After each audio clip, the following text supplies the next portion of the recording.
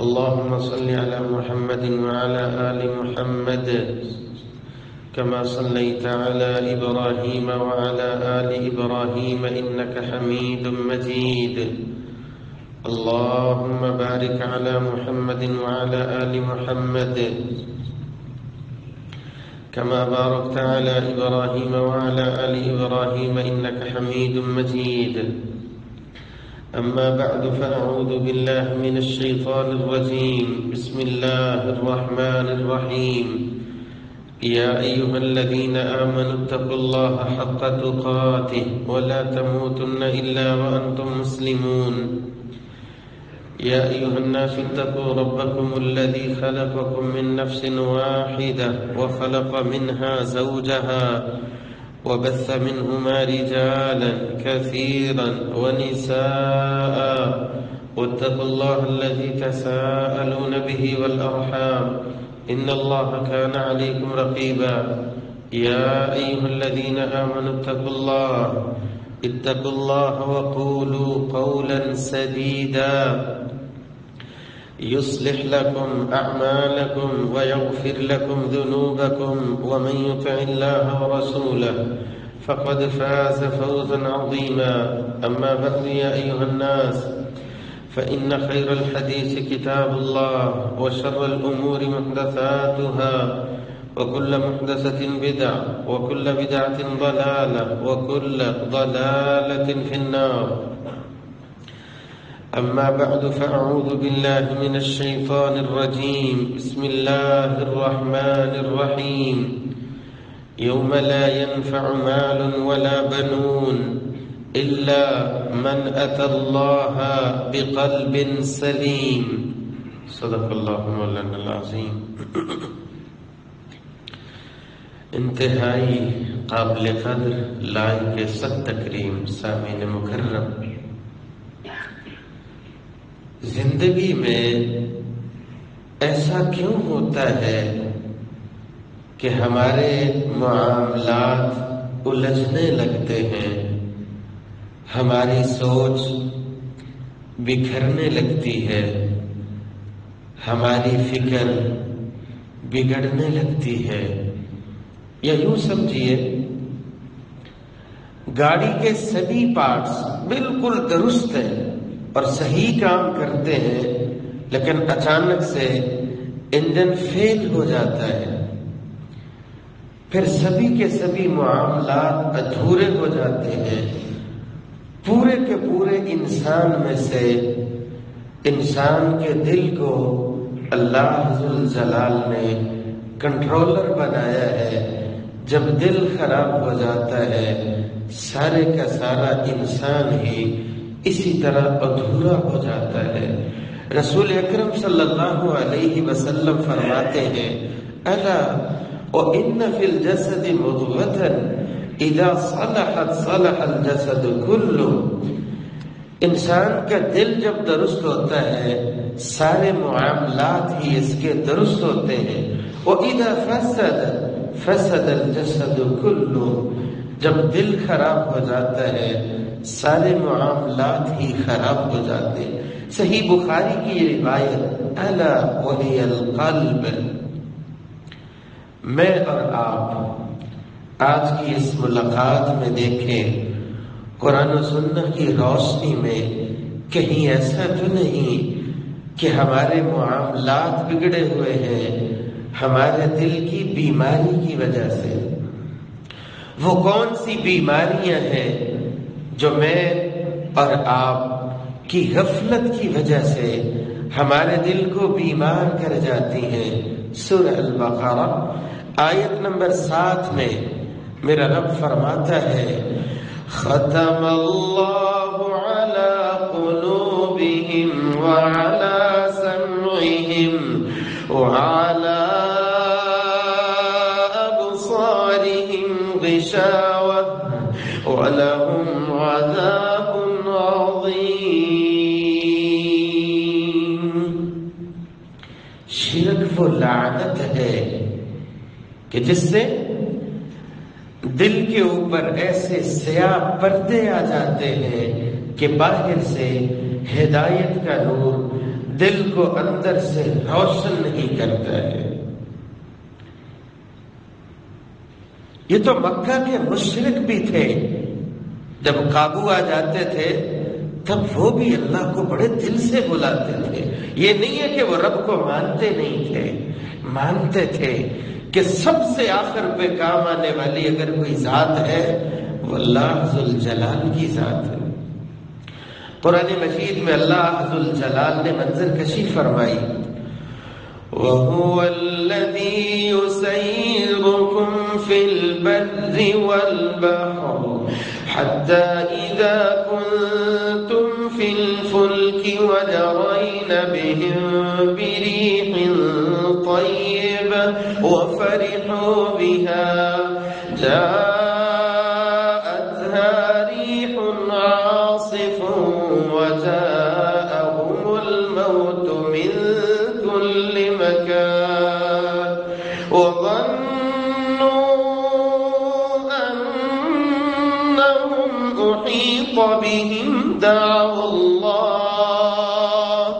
دَعَوُا اللَّهَ مُخْلِصِينَ لَهُ الدِّينَ لَئِنْ أَنْجَيْتَنَا مِنْ هَذِهِ لَنَكُونَنَّ مِنَ الشَّاكِرِينَ۔ یہ اللہ کی ذات ہے جو ہر جگہ پہ تمہاری حفاظت کرتی ہے۔ اگر پانی پہ کشتی چلتی ہے تو رب کے فیصلے سے چلتی ہے۔ فرمایا جب یہ لوگ کشتی میں سفر کر رہے ہوتے ہیں اور اللہ ذوالجلال کی جانب سے ہوا کے جھونکے چلتے ہیں، فرحوا بہا، بڑے راضی ہوتے ہیں۔ کیا ماحول ہے، کیا منظر ہے، کیا بہار ہے۔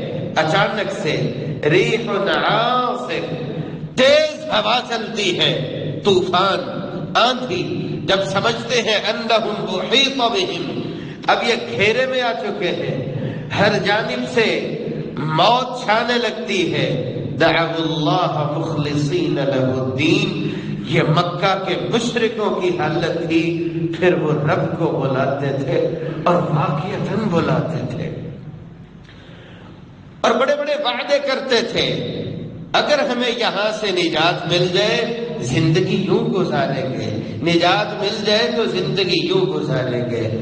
اب اپنے اپنے گریبان میں جھانکیے، کہیں ایسا تو نہیں ہے جب زندگی میں بہار ہوتی ہے میرا انداز کیا ہوتا ہے، جب خوشیاں ہوتی ہیں میرا انداز کیا ہوتا ہے، کوئی فکر اور پریشانی نہیں ہوتی، اللہ کی جانب سے انعامات کی برکھا ہوتی ہے، میری ترتیب کیا ہوتی ہے، میرے معاملات کیسے ہوتے ہیں۔ لیکن جب جو ہی اللہ ذوالجلال کی جانب سے پکڑانے لگتی ہے، پھر میرا انداز کیا ہوتا ہے، پھر میرے وعدے کیا ہوتے ہیں۔ اور میرے بھائیوں، ایک بندہ مومن کا انداز کیا ہونا چاہیے؟ توحید اللہ ذوالجلال کا انعام ہے جس میرے رب نے لا الہ الا اللہ کی دولت سے نوازا ہے۔ آپ دیکھتے ہو نا، ایک پودا جو بالکل ابتدا میں ہو، آپ اس کو اگر پانی نہ لگاتے ہو اس کی حالت کیا ہوتی ہے؟ میرے اور آپ کے دل میں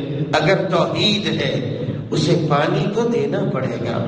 اگر میں اور آپ بالکل محروم ہو جائیں گے یہ توحید کا پودا مرجھانے لگتا ہے، دل پہ سیاہی چھانے لگتی ہے۔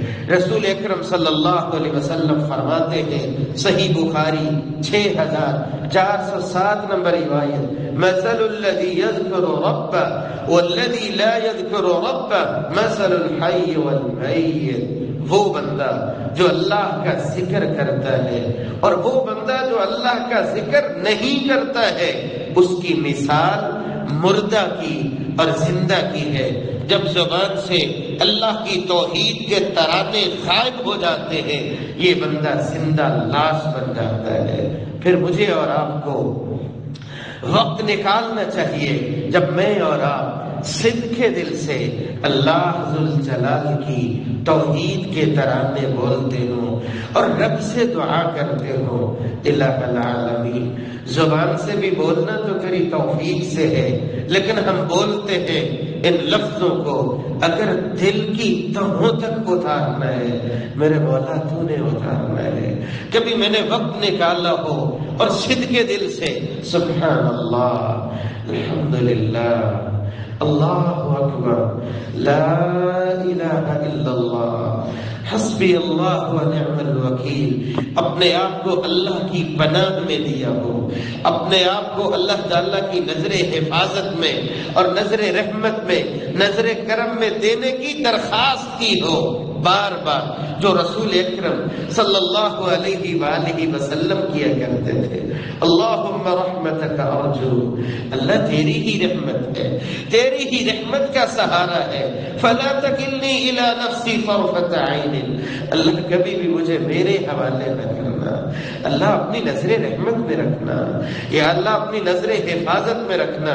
تو میرے بھائیوں، سب سے پہلی بات اللہ ذوالجلال نے توحید دی ہے، اس توحید کو زبان سے بولیے اور معنی پہ غور کر کے بولیے، وقت نکال کر کے بولیے، پوری توجہ سے بولیے، اللہ ذوالجلال سے محبت کے انداز میں بولیے الہ العالمین مجھے اور آپ کو کثرت سے اللہ کا ذکر کرنے کی توفیق عطا فرمائے.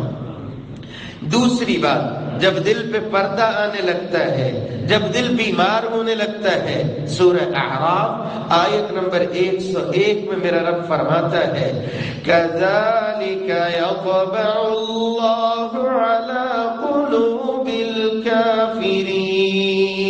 الْكَافِرِينَ. اللہ ذوالجلال کی جانب سے دل پہ مہر ثبت ہو جاتی ہے، دل پہ ٹھپا لگا دیا جاتا ہے، دل پہ پردہ آ جاتا ہے. کس کے؟ جو کفر کرنے والا ہے کتاب اللہ کا، کلام اللہ کا، اللہ کی ذات کا، محمد رسول اللہ صلی اللہ علیہ وسلم کی رسالت کا، انبیاء و رسل کا، کتابوں کا، آخرت کی زندگی کا. یہاں پہ ایک بات جو ہمارے معاشرے میں مجھے اور آپ کو اپنے اپنے ضمیر کو ٹٹولنا ہے، یہ کیسا ایمان ہے کہ میں اپنے ہاتھوں سے دفناتا ہوں، اپنے ہاتھوں سے خود ہی کتنوں کی نماز جنازہ ادا کرتا ہوں، لیکن جب اپنی باری آتی ہے کبھی خیال نہیں آتا، سمجھتا ہوں ابھی بڑا وقت پڑا ہوا ہے، ابھی بڑی لمبی زندگی ہے. جب اوروں کی بات ہو دفناتا چلا جاتا ہوں، جب اپنی بات ہو میری پلاننگیں ختم ہی نہیں ہوتی. میرا رب فرماتا ہے اللہ یتوفی الانفس حین موتها والتي لم تمت في منامها فيمسك التي قضى عليها الموت. میرا رب فرماتا ہے اللہ کی اجل تو تیرے بڑی ہی قریب ہے، لیکن پھر میں اور آپ دنیا میں ایسے الجھتے ہیں کہ الجھتے ہی چلے جاتے ہیں. الہ العالمین مجھے اور آپ کو تیاری رکھنے کی توفیق عطا فرمائے. جس کی سیرت کو مانتے ہیں، جس پہ جان نچھاور رکھنے کا ارادہ رکھتے ہیں، اس کی نصیحت یہ ہے جب بھی نماز پڑھتے ہو الوداعی نماز پڑھو، جب بھی نماز پڑھتے ہو الوداعی نماز پڑھو. کہیں ایسا نہ ہو کہ اگلی نماز سے پہلے پہلے تمہاری اپنی نماز کا وقت ہو جائے. الہ العالمین مجھے اور آپ کو حقیقی ایمان نصیب فرمائے.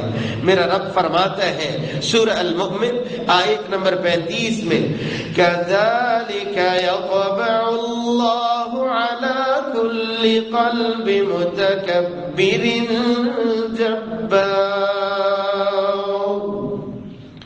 تکبر وہ لعنت ہے، فخر، غرور، گھمنڈ وہ بیماری ہے جس سے دل پہ پردہ آ جاتا ہے. ہدایت کا نور دل کی تہوں تک سرایت نہیں کرتا ہے. میں اور آپ کبھی اپنے جملوں کو دیکھتے ہیں؟ اپنے دوستوں میں بیٹھے ہوں، اپنی محفل میں بیٹھے ہوں، اپنے رشتہ داروں میں بیٹھے ہوں، میں اپنے کاروبار کا، اپنی کرسی کا، اپنے عہدے کا، اپنے سٹیٹس کا کس انداز سے تذکرہ کرتا ہوں. کہیں ایسا جملہ، کہیں ایسا جملہ آپ ذرا دیکھ لیجئے، انانیت کا جملہ ابلیس کی زبان سے بھی نکلا تھا نا، انا خیر منہ. ہاں یہی جملہ قارون نے بھی بولا تھا، انما اوتیتہ علی علم عندی. یہ میرا تجربہ ہے، یہ میرا نالج ہے کہ میرے پاس اتنے خزانے ہی خزانے ہیں. یہی جملہ فرعون نے بھی بولا تھا، انا ربکم الاعلی. جب میں آ جاتی ہے، گھمنڈ اور غرور آ جاتا ہے، پھر دل کے اوپر تاریک پردے پڑنے لگتے ہیں. ہدایت کا نور میرے بھائیوں انسان اپنے ہاتھ سے نکالنے لگتا ہے. الہ العالمین ہمیں تواضع بھرے بول زندگی میں ہمیشہ رکھنے کی توفیق عطا فرمائے. رسول اکرم صلی اللہ علیہ وآلہ وسلم فرماتے ہیں، میں قائد المرسلین ہوں. مجھے یہ بھی اعزاز ہے، مجھے یہ بھی اعزاز ہے، لیکن ہر جملے کے ساتھ فرمایا ولا فخر. میں فخر نہیں کرتا ہوں، میں فخر نہیں کرتا ہوں. الہ العالمین ہمیں تواضع اور عاجزی کو زندگی میں لازم بنانے کی توفیق عطا فرمائے.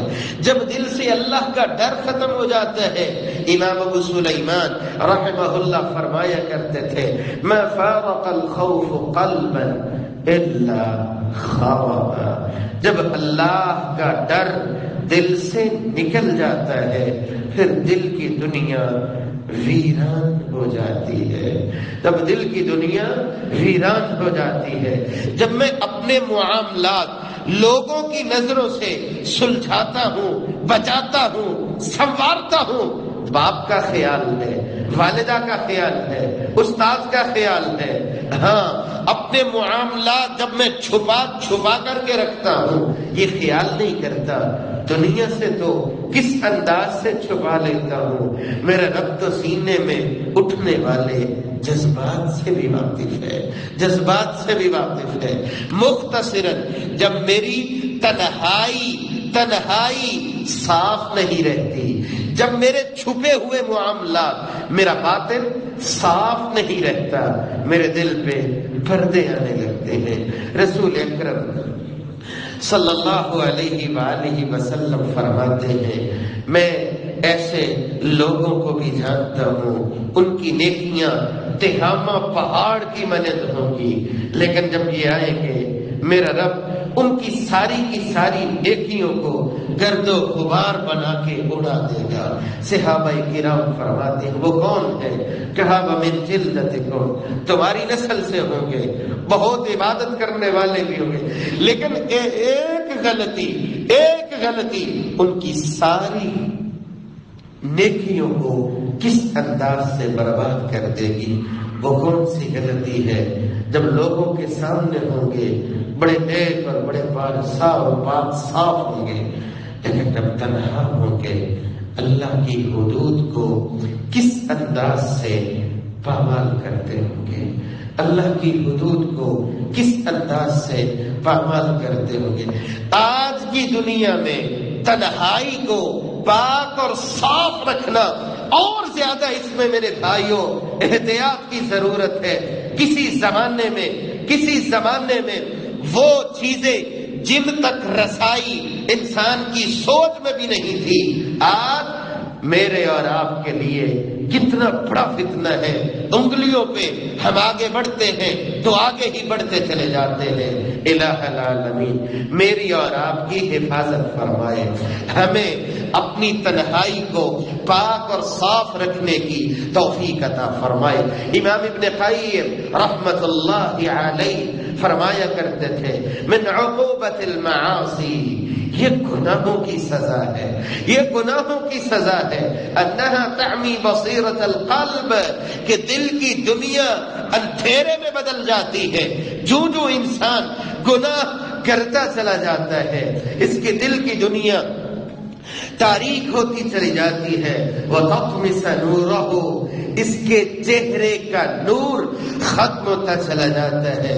وَتَسُدُّ طُرُقَ الْعِلْمِ، جب یہ گناہوں کو چھوڑتا نہیں ہے پھر علم کا نور، معرفت کا نور، اللہ کی معرفت کا، اس کے لیے علم کے دروازے بند ہوتے چلے جاتے ہیں، یہ گناہوں سے باز نہیں آتا.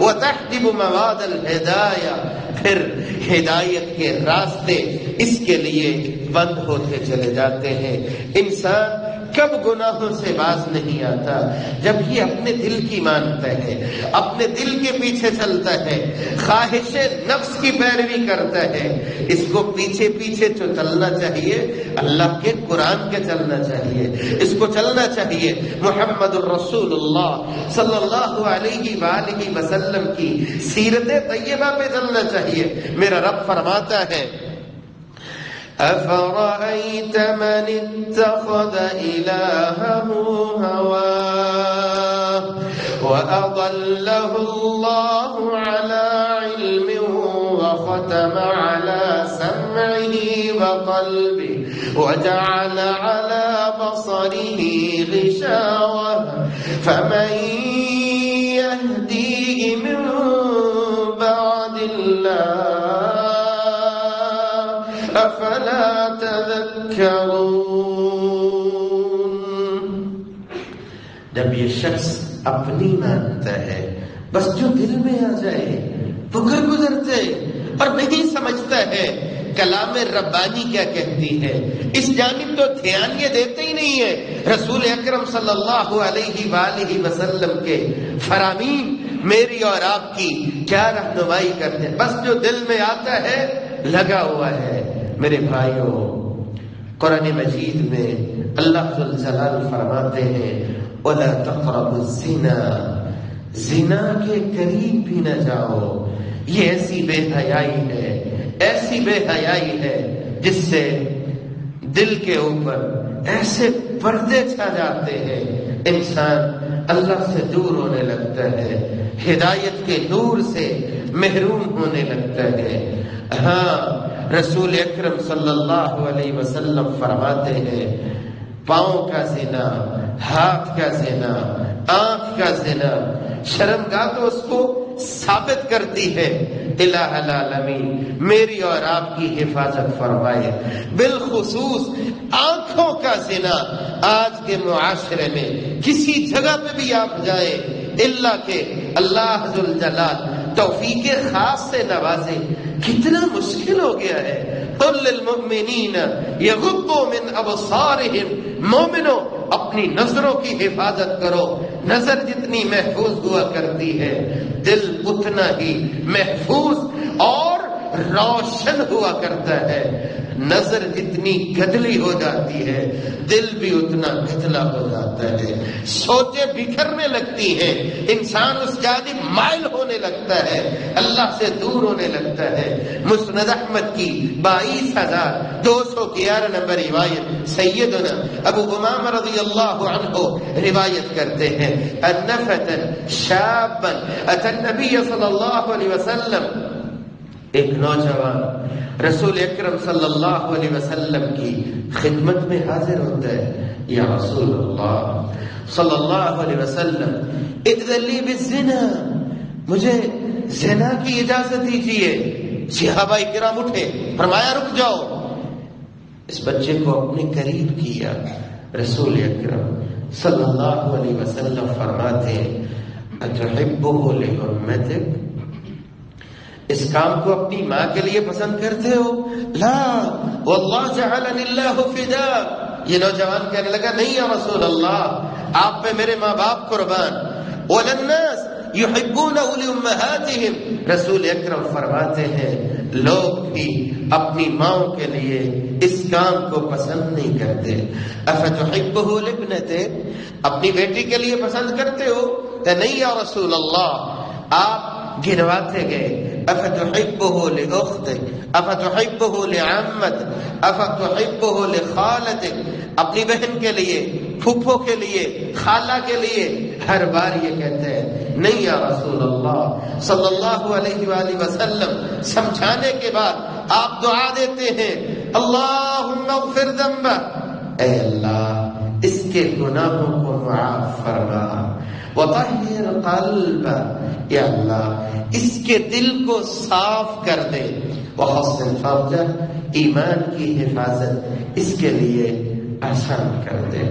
اگر میں اور آپ اللہ ذو الجلال سے اس بات کی امید رکھتے ہیں اور دعا کرتے ہیں الہ العالمین ماضی کی غلطیوں کو معاف فرما، آئندہ سے ہمیں اپنے آپ کو سنبھالنے کی توفیق عطا فرما۔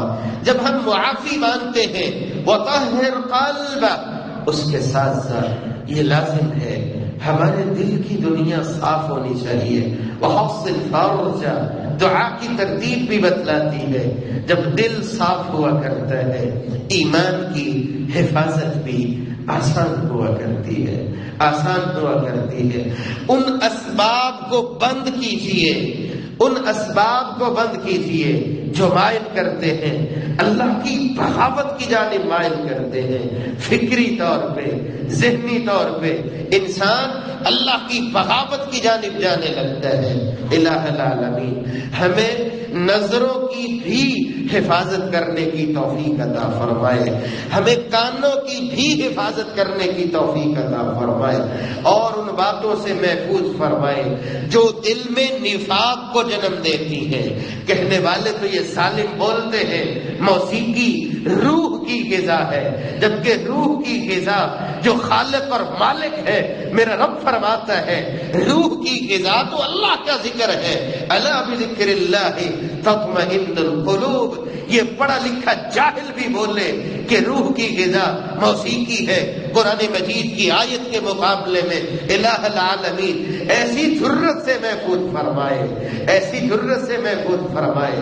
یہی موسیقی ہے جس سے دل کے اندر نفاق جنم لیتا ہے، جو نفاق بڑھتا چلا جاتا ہے دل مردہ ہوتا چلا جاتا ہے، دل کی بیماری بڑھتی چلی جاتی ہے۔ میرا رب قرآن مجید میں فرماتا ہے سورہ البقرہ آیت نمبر 10 میں فی قلوبہم مرض فزادہم اللہ مرضا، جو نفاق بڑھتا ہے یہ بیماری بھی بڑھتی ہے۔ اور منافق کی نشانیاں رسول اکرم صلی اللہ علیہ وآلہ وسلم نے بیان فرمائی۔ کہیں ایسا تو نہیں ہے کہ میں غفلت اور نادانی میں انہی کو اختیار کروں۔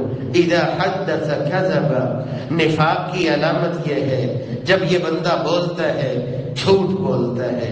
وَإِذَا وَعَدَ أَخْلَفَ، وعدہ کر جاتا ہے لیکن وعدہ خلافی کرتا ہے۔ وَإِذَا اؤْتُمِنَ خَانَ، کوئی بھی اس کے پاس امانت ہو امانت میں خیانت کرتا ہے۔ وَإِذَا خَاصَمَ فَجَرَ، جب جھگڑا ہو جاتا ہے اس کو ہوش ہی نہیں رہتا میں زبان سے بولتا کیا ہوں، گالی گلوچ اور نہ جانے کیا کچھ بولتا چلا جاتا ہے۔ الہ العالمین میری اور آپ کی حفاظت فرمائے، ان کاموں سے محفوظ فرمائے جن سے ایسا تاریک پردہ آ جاتا ہے کہ ہدایت کے نور سے پھر محرومی اور محرومی ہوتی چلی جاتی ہے۔ الہ العالمین ہم سب کی حفاظت فرمائے۔ یہ روشن چہرے یقیناً توحید والے ہیں، رسول اکرم صلی اللہ علیہ وسلم کو ماننے والے ہیں۔ الہ العالمین اسی طرح ہی رمضان ہو یا غیر رمضان ہو، نماز جمعہ کے لیے، خطبہ جمعہ کے لیے بر وقت آنے کی توفیق عطا فرمائے، بر وقت آنے کی توفیق عطا فرمائے۔ رسول اکرم فرماتے ہیں صحیح ابن حبان میں 2786 نمبر روایت، من ترک الجمعة 3 مرات تهاونا بها، غفلت، سستی اور ایسے ہی بغیر کسی شرعی عذر کے جو 3 جمعے مسلسل چھوڑ دے، رمضان کے نہیں غیر رمضان میں بھی جو 3 جمعے مسلسل غفلت اور سستی میں چھوڑ دیتا ہے، طبع اللہ علی قلب، اللہ ذوالجلال کی جانب سے اس کے دل پہ مہر لگا دی جاتی ہے، ایسی تاریکی چھا جاتی ہے کہ پھر ہدایت کا نور اس کے دل کی دنیا کو روشن نہیں کرتا ہے۔ جب دل تاریکی میں گھر جاتا ہے، اس کے سارے معاملات، اس کی سوچیں، اس کی فکریں ساری کی ساری ہی تاریک ہو جاتی ہیں۔ الہ العالمین مجھے اور آپ کو اللہ کے گھر کی ہمیشہ رونق بننے کی توفیق عطا فرمائے۔ احب البلاد الی اللہ مساجدها وابغض البلاد الی اللہ اسواقها۔ ضرورت کہتے ہیں، یہ تو زندگی کی ضرورتیں ہیں، اس میں حرج نہیں ہے۔ آپ بازار میں بیٹھے ہو، لیکن بازار میں بیٹھے ہوئے غض البصر، نظروں کی حفاظت ہے، وکف الاذی، تکلیف دہ چیز کو ہٹانا ہے، سلام کا جواب دینا ہے، نیکی کا حکم دینا ہے، برائی سے منع کرنا ہے۔ بازار میں تم 12 گھنٹے بھی رہتے ہو، 12 کے 12 گھنٹے الہ العالمین آپ کے لیے عبادت بنا دیتے ہیں، عبادت بنا دیتے ہیں۔ لیکن میرے بھائیوں، سب سے خوبصورت جگہ، اللہ ذل جلال کی محبوب جگہ، وہ اللہ کا گھر مسجد ہے۔ کبھی کبھی جب میں تلاش کرتا ہوں وقت گزارنے کے لیے، مجھے ضرورت ہوتی ہے، اپنے دوستوں سے رابطہ کرتا ہوں، جی چھٹی کے دن ہے، وقت گزارنے کے لیے کہاں جانا چاہیے، کدھر بیٹھنا چاہیے، اور پریشان ہوتا ہوں، مصروفیت نہیں ہے۔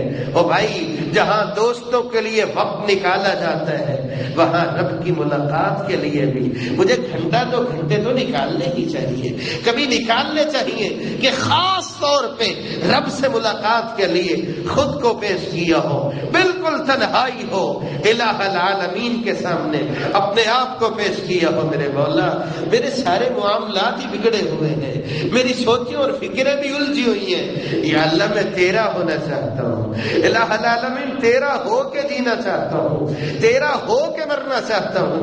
الہ العالمین مجھے اور آپ کو توفیق خاص سے نوازے کہ ہم دل لگائیں اللہ کے گھر مسجد کے ساتھ، دل لگائیں۔ قرآن مجید میں میرا رب فرماتا ہے سورہ توبہ آیت نمبر 87 میں، رضوا بأن يكونوا مع الخوالف وطبع على قلوبهم فهم لا يفقهون۔ جب جہاد کا جذبہ دل سے ختم ہو جاتا ہے، وَطُبِعَ عَلَى قُلُوبِهِمْ فَهُمْ لَا يَفْقَهُونَ، دلوں پہ ایسے پردے چھا جاتے ہیں کہ اس کو سمجھ ہی نہیں آتا کہ میں کرتا کیا ہوں۔ الہ العالمین میرے اور آپ کے دل میں جہاد کا جذبہ، شہادت کی موت کا جذبہ پیدا کرنے کی توفیق عطا فرمائے۔ شریعت نے رغبت دلائی ہے کہ میں اور آپ اللہ ذل جلال سے دعا کریں، اے اللہ موت دینا، شہادت کی موت دینا، آپ اس کو بھی شامل کر لیں، اللہ موت دینا، مدینہ طیبہ میں شہادت کی موت دینا، یہ الگ فضیلت ہے۔ فرمایا جب تم صدقے دل سے اللہ سے شہادت کا سوال کرتے ہو، آپ کا یہ صدقے دل سے دعا کرنا، یہ جذبہ اگر اللہ کو پسند آ جاتا ہے، اگر تم اپنے گھر میں 4 پائی پہ بھی فوت ہوتے ہو، اللہ ذل جلال تمہیں شہادت کا درجہ عطا فرمائیں گے۔ جب زندگی سے جہاد کا جذبہ ختم ہو جاتا ہے، تب دل میں پردے چھانے لگتے ہیں۔ الہ العالمین مجھے اور آپ کو اس بات کو زندگی میں اتارنے کی توفیق عطا فرمائے۔ یہ درجہ تو آخری ہے نا کہ تلوار پکڑ کے آپ میدان جہاد میں نکلے، اس سے پہلے جتنی بھی آپ دین کے لیے کوشش کرتے ہو، وجاہدوا فی اللہ حق جہاد، بہت بڑا جہاد کہا گیا کہ ظالم اور کافر سلطان کے سامنے لا الہ الا اللہ کی آواز کو بلند کرنا، یہ صرف میرے بھائیوں ایک عالم اور مولوی کا کام نہیں ہے کہ وہ ایسی بات کرے، امت محمدیہ کے ہر فرد کی یہ ذمہ داری ہے کہ وہ لا الہ الا اللہ کی آواز کو بلند کرے۔ آپ اپنے معاشرے میں دین کی سربلندی کے لیے کیسی سوچ رکھتے ہیں؟ آپ کیا کرتے ہیں جہاں دنیا کے لیے اتنی لمبی لمبی پلاننگیں کرتے ہیں؟ ہر شخص کو اللہ نے نوازا ہوا ہے، ہر شخص کے اندر اللہ نے بے پناہ صلاحیتیں رکھی ہوئی ہیں۔ میرا رب فرماتا ہے ربنا ما خلقت هذا باطلا، اللہ نے کسی کو نکارا نہیں بنایا ہے، اور اللہ کی مشینری کو اتنی بیکار نہیں ہے۔ آپ میں سے ہر ایک بڑی بڑی صلاحیتوں کا مالک ہے، لیکن دیکھنا یہ ہے آپ اپنی صلاحیتیں صرف دنیا کے لیے لگاتے ہو یا اللہ کے دین کی سربلندی کے لیے لگاتے ہو؟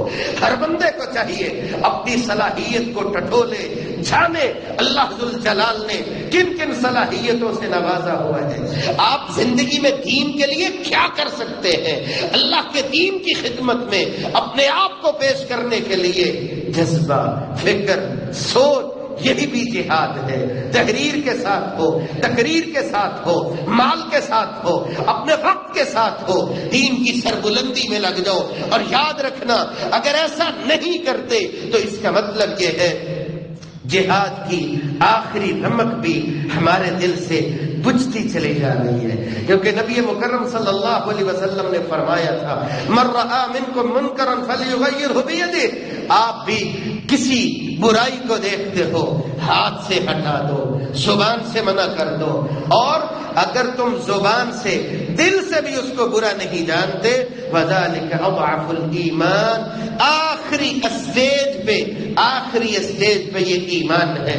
اگر تمہیں برائی بری بھی نہیں لگتی ہے، ہمارے معاشرے میں کوئی اللہ کی بغاوت نہیں ہے، ہم اپنی آنکھوں سے نہیں دیکھتے کہ کس طرح لوگ اللہ کی بغاوت میں لگے ہوئے ہیں۔ اپنا کردار پیش کیجئے، اپنا کردار پیش کیجئے جس سے آپ کے دل کو بھی تسلی ہو، میں رب کے دین کے لیے کام کر رہا ہوں۔ دنیا کے لیے کیجئے، آپ کے پاس 24 گھنٹے ہیں، 20 گھنٹے دنیا کے لیے لگا لیجئے، کوئی آدھ گھنٹہ، 1 گھنٹہ تو رب کے دین کے لیے نکالیے جس سے آپ کا دل آپ کو تسلی دیتا ہو کہ واقعتاً آپ دین کے لیے تڑپ رکھتے ہو، آپ اللہ کے دین کے لیے، دین کی سربلندی کے لیے اپنی کوششیں اور اپنی فکریں اللہ کی رضا کے لیے لگانے کا جذبہ رکھتے ہیں۔ اور یہ جذبہ بھی مکمل رہنا چاہیے، کبھی وقت آیا اپنی جان کا نذرانہ اللہ کی رضا کے لیے پیش کرنے کا تو انشاءاللہ یہ رب کا بندہ اپنی جان کو بھی اللہ کے لیے قربان کرنے میں اپنی سعادت سمجھے گا۔ الہ العالمین مجھے اور آپ کو ان کاموں کی توفیق عطا فرمائے جن سے دل کی دنیا روشن ہوتی ہے، ان کاموں سے محفوظ فرمائے جس سے ہمارے معاملات الجھتے چلے جاتے ہیں۔ وآخر دعوانا ان الحمدللہ۔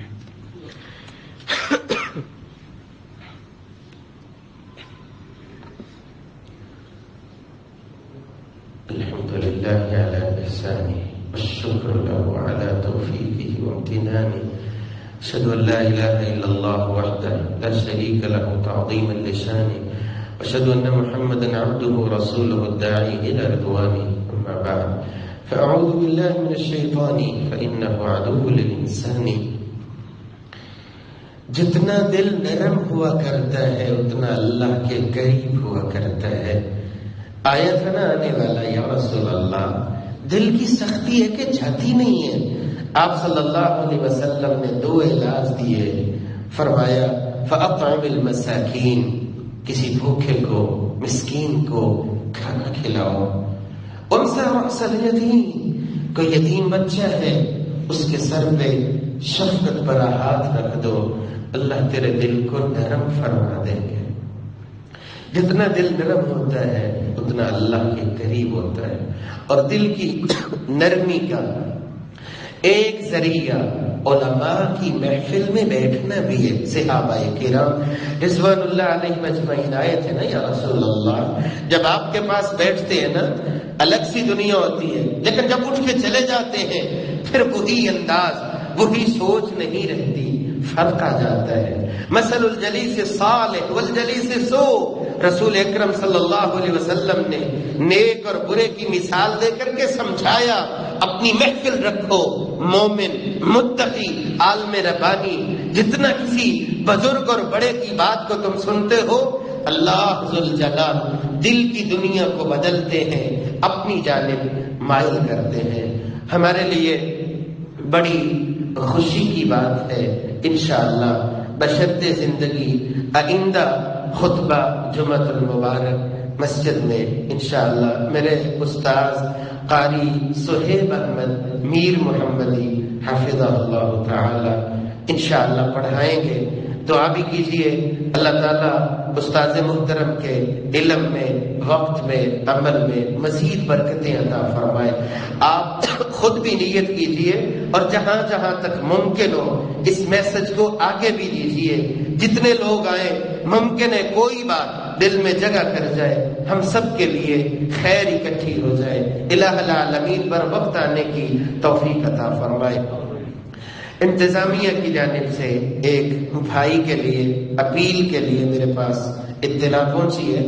کاموں کی سے ساتھی آئے ہیں مسجد کے لیے، انہیں تعاون چاہیے. سب بھائی ان کے ساتھ تعاون کرتے ہوئے جائیے. الہ العالمین جتنے پریشان ہیں پریشانیاں دور فرما، جو تنگ حال ہیں تنگیاں دور فرما، جو مقروض ہیں قرضے اتارنے کی توفیق عطا فرما. ملک پاکستان